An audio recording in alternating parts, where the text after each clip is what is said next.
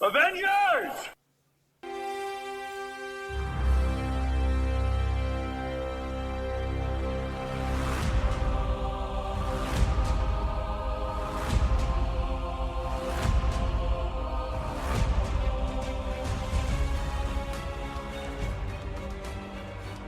Hello everyone and welcome back to a special episode of Talking Smack. Today was almost 80, the wind gusts were up to 35 miles an hour, and Josh took a step outside holding a balloon, and just like Winnie the Pooh, he has been blown all over the 100-acre woods. Justin, look out for him on your side of the 100-acre, would you? Oh, bother. I know. But you know what? Kanga and Rue will be there to make it all better. Speaking of which, did you see the new low budget, out of copyright trailer for Popeye the Sailor Man? Already watched it. With the movie or the trailer? The movie. It's out? I saw it a couple weeks ago on a screener, and wow. I am debating or not to release it on this week's show. Oh, okay. So by screener, are these actually being sent to your house to watch? Links. Wow. Okay. How do we get on that racket? I would love to get on that racket. People just send me this shit. You would think people would know better. This isn't gonna go down well because this, hands down, is pure ridiculousness. I'll give you a little sneak peek. It fucking sucks. Okay, all right. What about the evil Mickey Mouse one? Seeing it too. That trailer just dropped too. Well, hang on. So which one? Is it the one with what's his name? Thornton? David Thornton? It's the one with the guy from Terrifier. Yeah, I haven't seen that one yet. There's another one that tries to tie in the Poohverse, and so I'm tempted on making a special episode just for the shitty copyright movies. I haven't decided yet. So Popeye, we might have to wait, but you know what? If it might be on this week's episode, I haven't decided yet. Well, because you're here, Justin, and Josh is currently somewhere, I think, over Owl's place. That means that he refuses to discuss our topic this week, which is the Russo brothers. How are we feeling about this? This was a big week for them. They announced that Doomsday was in production, Avengers Doomsday, that is. They are going to film that back to back with Avengers Secret Wars. And this is the second or third week of the release of their one of the top 5 most expensive movies of all time, The Electric State, that they stuffed that with Millie Bobby Brown and Chris Pratt and Mr. Peanut, and hope for the best. Mr. Peanut did fantastic in that movie. I didn't know Mr. Peanut had such range. I was shocked. You know what? I will be shocked if he's not nominated for an Academy Award. Oh, he's nominated for favorite snack food in my kitchen. That's for sure. Hell, I put Mr. Peanut in my mouth after watching Electric State. Mr. Take Peanut's it as you will. Mr. Peanut's going to be sad that I'm a beer nuts guy. Oof. But before we get into our promo this week, I'd like to just briefly go over the highs that the Russo brothers have kind of come from. They got started by doing a movie that surprisingly neither Justin and I have seen, which is Welcome to Collinwood, which produced by George Clooney and Steven Soderbergh, starring William H. Macy, Isaiah Washington, Sam Rockwell, Louis Goldman, Jennifer Esposito. Never even heard of this movie. Didn't fare well, didn't earn back its very low budget of about $8 million. It only did box office about $4 million. And from there, they took a little while off to do episodes of Arrested Development. They both did the pilot. And then the brothers kind of switched back and forth doing episodes over its run. They did some episodes of LAX, which I'm trying to remember what LAX was. Oh, that's right. That was the Heather Locklear kind of like back to TV for the first time in like a decade about being an airport manager, I think, right? I don't think it was a sitcom. I believe it. Yes, it was a nightly soap opera that ran for one episode, 13 seasons. They then got into their stride, which I admit I'm a sucker. I like this movie. You Mean Dupree, Owen Wilson, Kate Hudson, Matt Dillon, early Seth Rogen appearance before hitting it big with Superbad. Yeah, I have Michael Douglas in there, Bill Hader. Just dates it. That's 2006. His Lance Armstrong was in there as himself. What'd you think? Did you like this? Come on.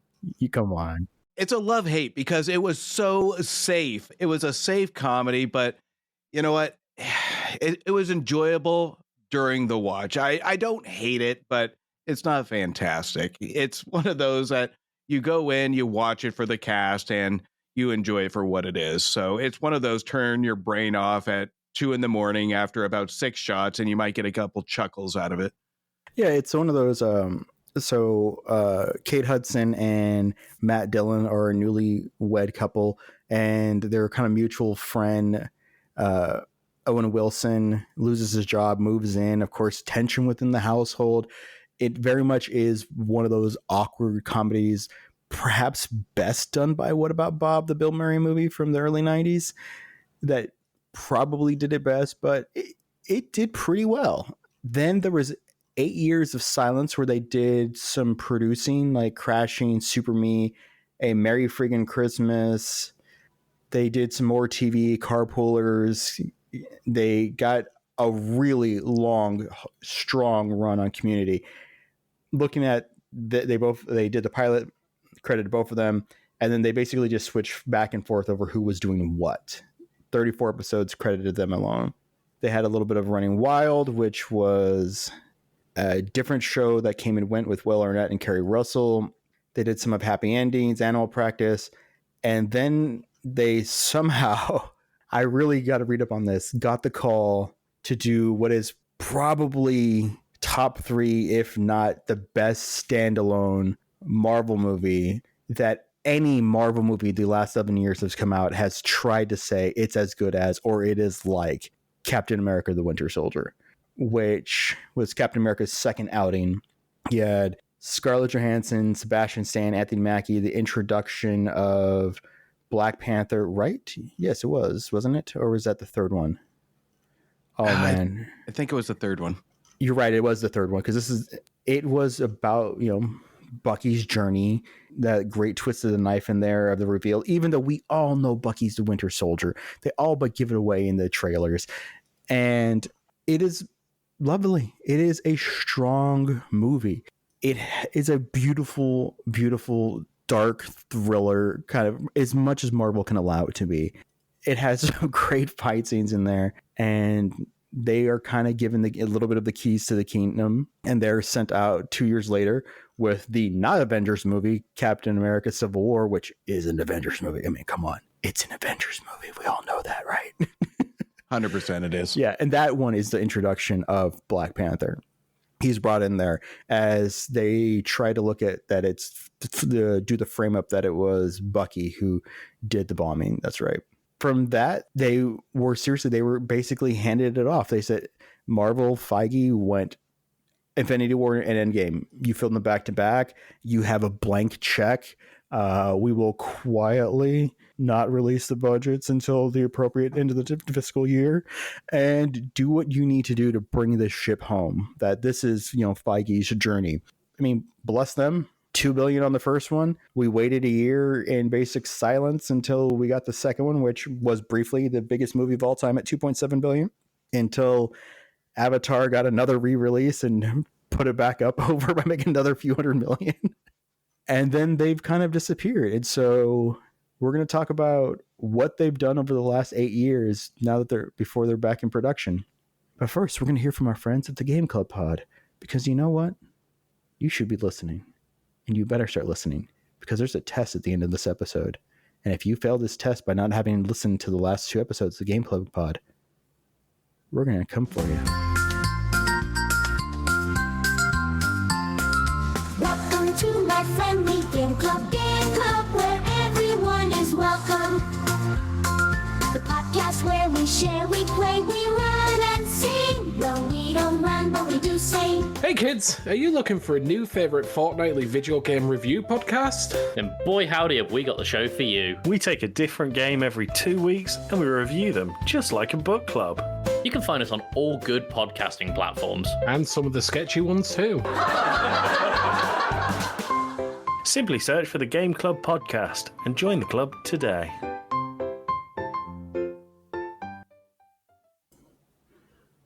You know, I actually did not know that they were on the good ones. I've only been downloading them from LimeWire and Napster.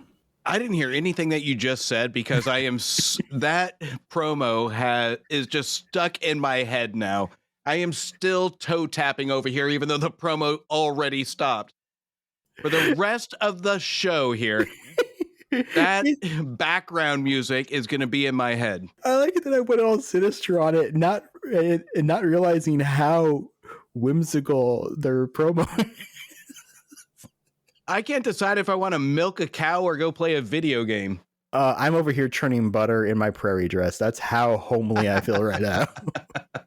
Justin, you know what? I realized that was very rude. I forgot to ask you, what do you think of the 4 Russo brothers productions in the MCU? Winter Soldier, Civil War, Infinity War, Endgame. Here's the deal. Marvel movies, I don't hate. I don't find outstanding. They're spectacles. As a critic, it's hard for me to say they're masterpieces. But at the same time, the Russo brothers are, how do I put it gently without pissing off your fan base? They are the ones that you go to make a CGI-filled movie like you were to go to Andy Serkis with performance capture technology. So they know how to create a story, creating CGI and make it crowd-pleasing. And their resume is successful. And you kind of touched on it, where we go from TV shows, sitcoms to Winter Soldier. There's like no in between. And I think that's where the rumor has it, or the myth is, that Kevin Feige loved Community. He loved the episode Paintball, and that's what convinced him to talk to the Russo brothers. And to me, it's hard. Yes. And it's hard for me to buy that, to say, you know what? I love this 30-minute episode called Paintball.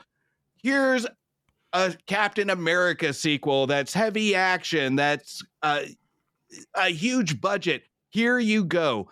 So I don't know if I buy that, but at the same time, this is one of the pieces of Hollywood where the cynical side of me is, you knew somebody.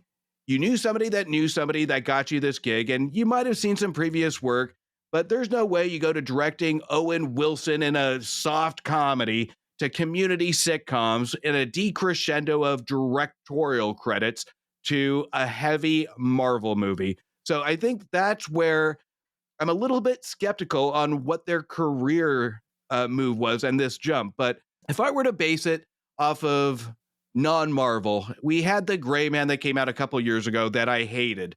They had Cherry, which I didn't see, but anything in between Marvel, I haven't been a real fan of. And that's where I think they become really CGI heavy directors, to have CGI tell the story and have these A-list cast tell the story. So I haven't seen a movie yet that really does show what the Russo brothers can do. Since leaving Marvel, they've kind of gotten this streaming only deal going. They produced a movie called Relic, which was released by IFC Midnight, which I haven't seen. It's a horror movie, so it's right up my alley, but it's a psychological horror film, Sundance darling kind of thing, about an elderly widow with dementia who goes missing, and her daughter and granddaughter go looking for her. I'm like, okay, and that seems to be like the first thing that come out that they produced. And then we have Extraction. Extraction, probably best known as the Chris Hemsworth vehicle, where it's a Netflix original.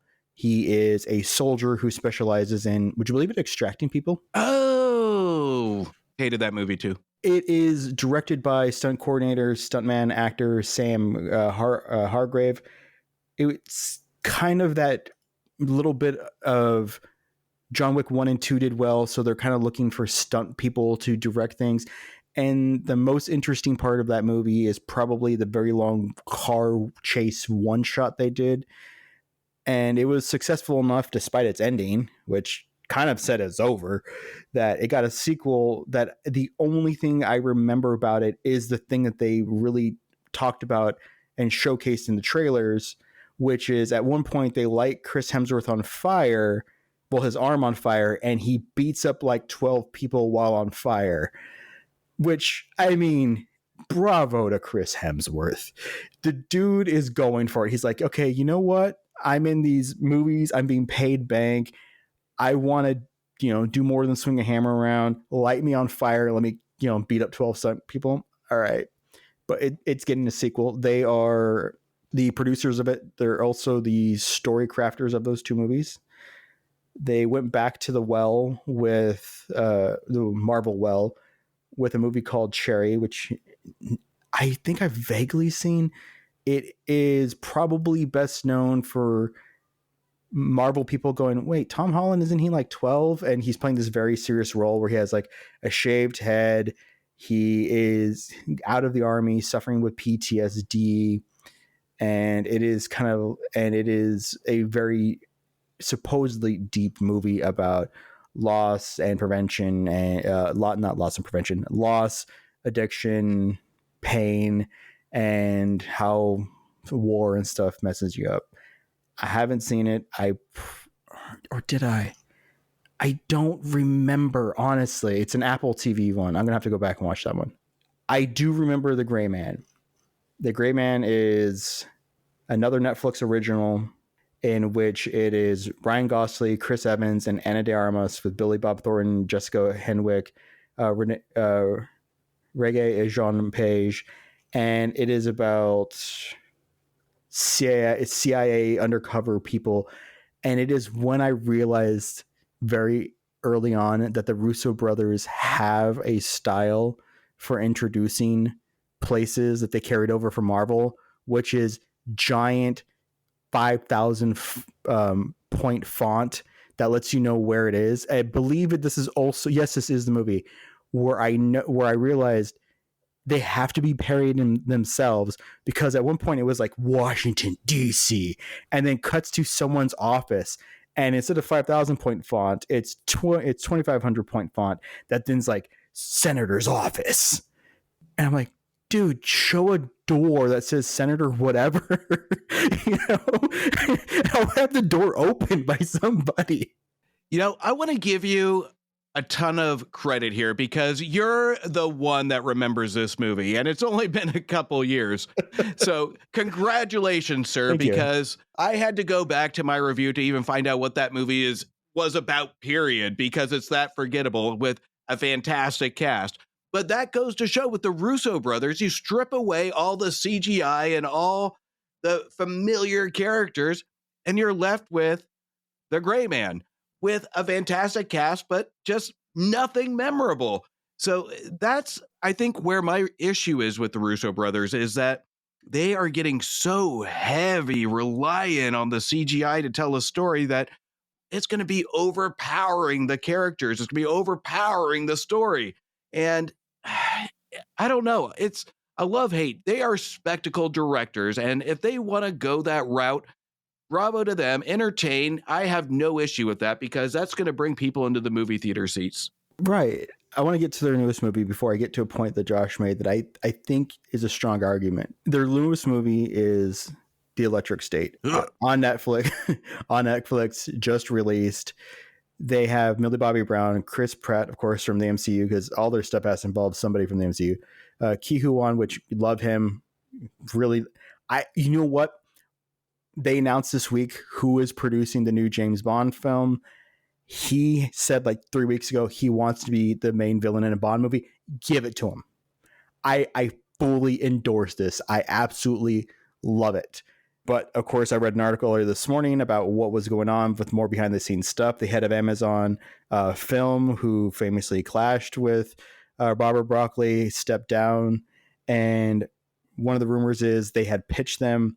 Would you believe that James Bond movie would have a billionaire philanthropist as the bad guy? What? I know, like the other 12 Bond movies that had that, including the last like 3. Yeah. Let him, I don't know, mad scientist. Heck, let him be his like kind of like his role from season 2 of Loki. He's some kind of wild inventor, or something. I don't care.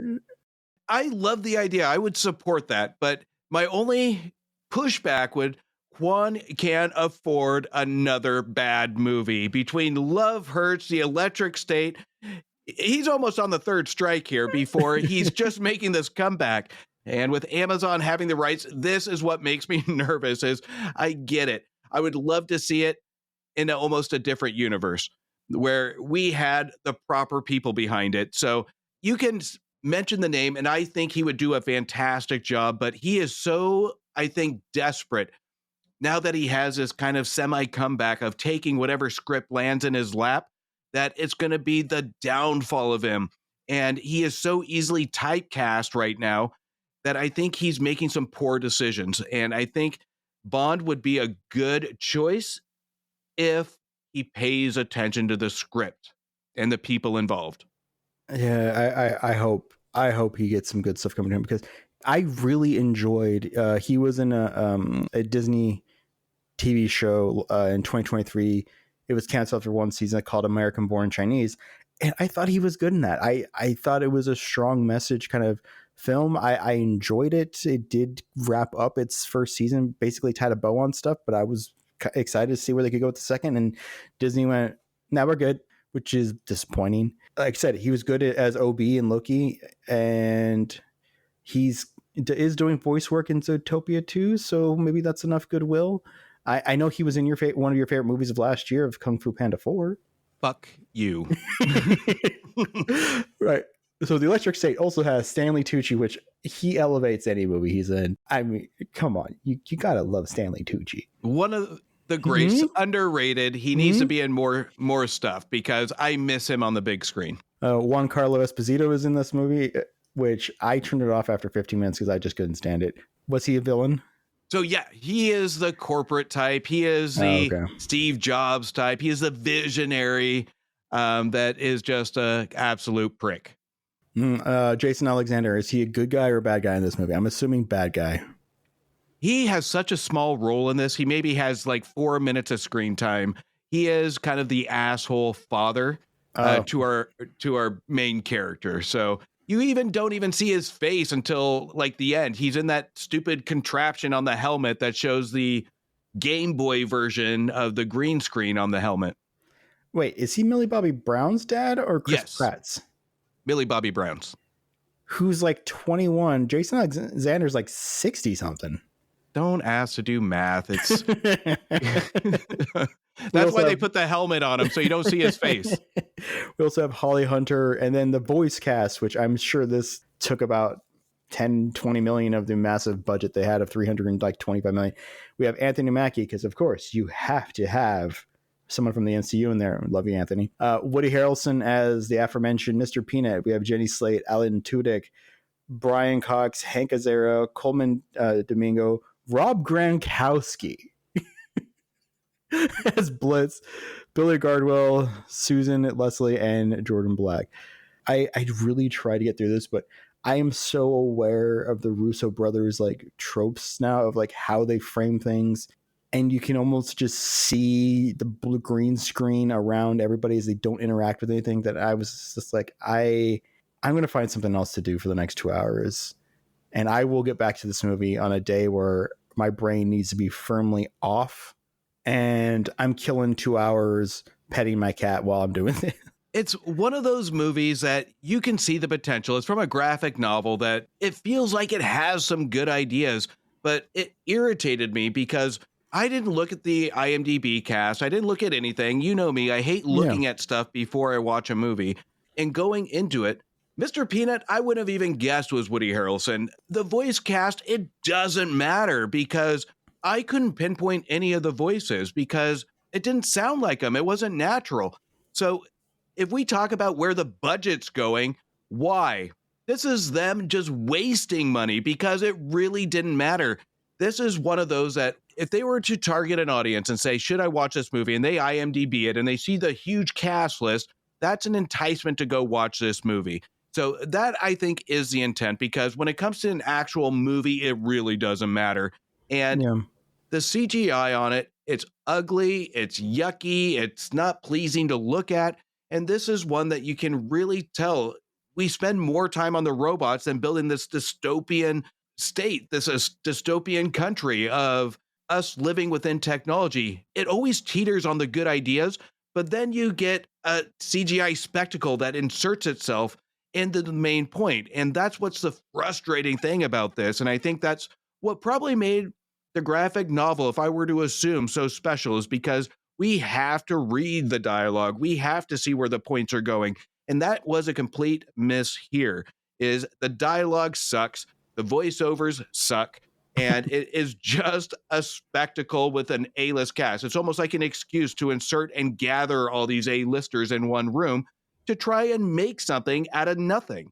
So after 6 years away, they have returned into the Marvel family fold, which I kind of find funny because I have this joke that if you make the mouse mad, you have to go back to doing something to make the money. And this has happened twice in the last 12 years. One of them is Andrew Stanton from Pixar, who is best known for writing Toy Story, Bugs Life, Toy Story 2, Monsters, Inc., and then made a ton of money by writing, directing Finding Nemo and WALL-E. He then got the chance to do one of my favorite movies of the last 13 years or so. I think it's highly underrated. He went and did a live action John Carter of Mars that Disney famously dumped and buried and hid. Now, there's a lot of interesting behind the scenes stuff that basically was along the lines of when they originally gave him the keys to the kingdom on this movie, which at the time was around $300 million for a live action old franchise. In the background, they were working the deal to secure Star Wars. The basically behind the scenes stuff is that they wanted to branch out and get the quote unquote boy audience. They secured Star Wars, which is the boy audience, and just said, listen, we're writing this off. We're not even promoting it. Nothing's happening. Go away. But of course, it lost them a ton of money. And so they made him go back and do Finding Dory, which Finding Dory made $1 billion. And now he's back in the Pixar Brain Trust, where he did, I think he's actually part of their actual quote unquote Brain Trust leadership now. But he also did the story of Toy Story 4. He is doing Toy Story 5, writing and directing that, and he has some other stuff coming out. But they also had that with Brad Bird. Brad Bird, who did Incredibles. Then they gave him the keys to the kingdom with George Clooney to do Tomorrowland, and then said, bad boy, you lost this money, and made him do Incredibles 2. So the Russo brothers haven't cost Disney any money, have apparently caused Netflix a lot of money, and now Disney's like, come back, you're going to do the Avengers for us. To which Josh brings up a very good point. He dropped a scroll as he was floating over my head here a few minutes ago and said, are the Russo brothers just the right guys for the MCU system? They're not great outside of the MCU, Kevin Feige bubble, but within the structure of the Marvel bubble, they make some wonderful things. Think of it like a musician or athlete who tries to strike it away from the band or group, but fails and then returns to them. And I think that is an incredibly interesting point, because outside of them, only the directors who've come back for more than one film. Jon Favreau, who did Iron Man and Iron Man 2. And then you had Joss Whedon with Avengers 1 and 2. You had James Gunn, who did do 3 Guardians of the Galaxy, but he was fired at one point and came back, and now is basically over in DC going, I'm going to make whatever the hell I want. And Taika Waititi, who did 2. And then you do have Peyton Reed, who did Ant-Man 1 and 2 and 3, but they're also basically kind of on the outs, because Ant-Man and the Wasp didn't really do anything. You haven't really heard anything about coming back for it. I mean, you have directors who are big name directors, who Alan Taylor had a lot of heat from Game of Thrones, only did one film. Kenneth Branagh, who did Thor, Joe Johnston, which I think Joe Johnston did an amazing job at Captain America 1. And you have all these other directors like who've only done like one thing. Oh yeah, I forget. John Watts did Spider-Man, but they have settled in to do 4 movies really quickly, and now they're doing 5 and 6. And Disney does seem to kind of just burn out directors pretty quickly unless they're given free reign. I mean, Edgar Wright was supposed to do the original Ant-Man and got close to filming, and they jettisoned him. So maybe it is just they play well with these toys. They can fit within this system of they have these confines and they do really well within it. So they're going to flourish. I don't know. I mean, I get what you're saying because Mark Webb, the director of Snow White, served me my turkey leg at Disneyland just the other week. So you know what? He didn't play nice with Disney, obviously. But you know what? I had to. But here's kind of the deal. They do probably allow a lot of meddling here. And I think the Russo brothers allow a lot of meddling because it's not hard. You have the Winter Soldier, and then you sprout off, and then you have Civil War with a lot of combination of characters. Then you go off to the Avengers. These movies almost sell themselves. Everybody is going to go see a movie with superheroes fighting with each other, and then you go into the Avengers. Everybody's going to see an Avengers movie. So they are just going with the flow. If I were to be very cynical, they are doing what they're told is just to keep the effects high, the actors happy, and allow these characters to just read their lines and give the audience what they want. So they could have taken Jon Favreau and put in an Avengers movie. They could have taken a 5-year director with minimal experience as long as he knew how to run the actors with the green screen. These are box office guarantees to an extent. Where we do have fault, and we've seen it, is with individual heroes. Yeah, you have to have a solid director to guide these individual heroes in their first or second movie. And we're going to see that in the coming couple of movies here this year. So, and that's going to tell the tale. But an Avengers movie with the Russo brothers with multiple characters, I almost want to give an insult saying you could put a broomstick in that formula and it will do well. So, but with the Russo brothers, like I said before, anything prior to that, it's mediocre, it's safe, it's nothing that really stands out, it's bland. So I hate to be so judgmental with these directors because they do get a lot of credit when it comes to Marvel movies. And I think their credit needs to be really given to everybody almost but the directors. We have the editors that take probably a ton of work on these movies, the composers with these fantastic scores of Marvel movies.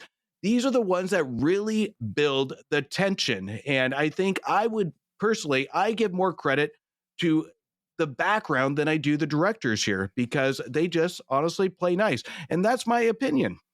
I mean, I can kind of see what you're saying because, of course, you know, Ryan Coogler, who did Black Panther 1 and 2, there was a bit of a brief breakthrough there, but he really did do a good job there.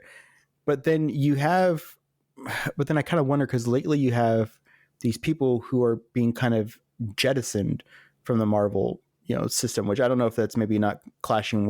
Maybe that's clashing with Feige. Maybe things are too distracted, but like Kate Shortland, who did Black Widow, there's nothing about her returning. Destin Daniel Cretton, who did Shang-Chi The Legend of Ten Rings, there's no Shang-Chi 2 listed. Rumor is he's taking over, going to do the 4th Spider-Man movie. Eternals, Chloe Zhao, who I still don't know how I feel about Eternals. There's one part of me that hates it, one part of me that finds it interesting. Nomad Land, I think was interesting, but that could have just been how badass of an actress that Frances McDormand is. And then, Sam Raimi, who, I just love how director-driven Doctor Strange and the Multiverse of Madness is. You can see that he was walking around putting the camera where he wants. You can tell his style, the editing, the frantic nature of it. And most of these Marvel movies, from what I understand, is that a lot of the stuff is just the second unit directors who are like, hey, listen, you're the director, you film talkie parts. when it comes to Punchy Punch, we've already all filmed that, and it's in previs, so good, you do you kind of thing. And Nina DaCosta, who did the Marvels, I don't know if they're going to bring her back. Sean Levy is going to do anything that Ryan Reynolds sells him to. We already know that. Julius Ona, who did Brave New World. These are all directors who are kind of coming and going. It seems like they're being just like mashed into the Marvel system. Did it hit? No, you're jettisoned. And that's a little terrifying. That's a little, makes me wonder, like, what is the machine doing right now? How is this machine not working? And so I don't know if bringing back the Russo brothers, who fit well, played in it, is going to work, to your point, because if the mechanisms that were set up to make them go and they played well in it, it's been 6 years. That seems to have in many ways fallen apart. I don't think the Russo brothers going forward is a smart move, because as we get deeper into franchises, as we get deeper into storylines, when using the same directors, they get complacent. They get to the point where, especially with Doomsday coming out and so on and so forth, we're having more and more characters added to the table. It's going to be chaotic. It's going to be hectic. And that's where the danger of utilizing CGI experienced directors come into play, is that they're going to lean into this and it's going to take away from the experience. So this is a point where we need a CGI experienced director, but with fresh ideas, because my fear with going into the new Avengers is going to be, it's going to feel the same. It's not going to feel fresh. The faces that we see are going to amaze us. It's going to give that artificial fun factor, but it's not going to feel new. It's going to feel almost meshed. And I know on this show, I've talked about the Mission Impossible movies, how it just feels repetitive. It feels all blended together. That's what I don't want here. And by switching directors, we get that new feel. We get that new ideal. So that's what I think this needs to go forward with, is a new director. Will it be successful? Of course it was. To my old point, people are going to go see this. It's going to make money. But will it be good? That's going to be the gamble. So, but Disney doesn't have to worry about that, because it's still going to make money. One of my things that I want to poke at you a little bit about is, I'm trying to think of directors who have had long runs of, I'm not saying mediocrity, I'm just saying they haven't had huge hits. Spielberg went from Duel to Sugarland Express to Jaws, Close Encounters of the Third Kind. And then he did 1941, which I say is underrated, but everyone hated, which is basically a World War II comedy flop about the supposed UFOs invasion in the sky over LA that actually did happen during World War II, but no one was quite sure what the heck it was. But we had Dan Aykroyd, Ned Beatty, John Belushi, Christopher Lee, Robert Stack, all doing these kind of like really over the top characters, and it bombed. And he said it taught him humility, because he's like, I was on top of the world and then I wasn't. And he crawled back into his corner, cried a little bit, and then gave us Raiders, E.T., Indiana Jones, The Color Purple, Empire of the Sun, Indiana Jones, the last Audrey Hepburn movie that she did, Always, which I still think is underrated, even though people forget that he ever did it. Hook, Jurassic Park, Schindler's List, Lost World, Saving Private Ryan, Amistad, AI, Minority Report, Catch Me If You Can, Terminal, War of the Worlds, and then he's done stuff the last 20 years. And I'm not saying he's like in a slump, but when is the last? I mean, like, that does kind of make me wonder, like, are the Russo brothers going to dig themselves out of this kind of like hole that they're in by returning to the fold, returning to this thing? Or is this, do you think that, I mean, yes, it's going to make money. Is it going to make $2 billion? I mean, the box office last few years has been suffering terribly. It looked like last year was recovering to pre-2020 levels, but this year it's about 50% back of where it was the same time. We're in this really bad struggle where nobody wants to apparently go see anything. Do you think they're going to be back in their safe place and rebound creatively? No, it's kind of like the same thing you get when you get typecasted as a loved character. So, and it's a danger even now with actors that go into superhero movies that are successful. You're going to be typecasted at that one character. You're going to be known for that one character. Even if you're successful and that's almost more of a curse, because you'll see a career kind of tumble if you are a character. If we take, it's going to be contradicting, like Han Solo or so many, but I can't even think of one right at this point. But they find hard to get out of that superhero mentality. So the Russo brothers are going to have that same mentality. And I've seen this before where we start to see a lot of action films. People want these directors as action films because they know how to handle the editing, the CGI or whatnot. So I think that's where the Russo brothers are really headed, and they have to hold on to Disney at this point because they can't go back to, I think, the early days of independent film or You, Me, and Dupree safe movies. They will probably be back in TV because that's a majority of their career.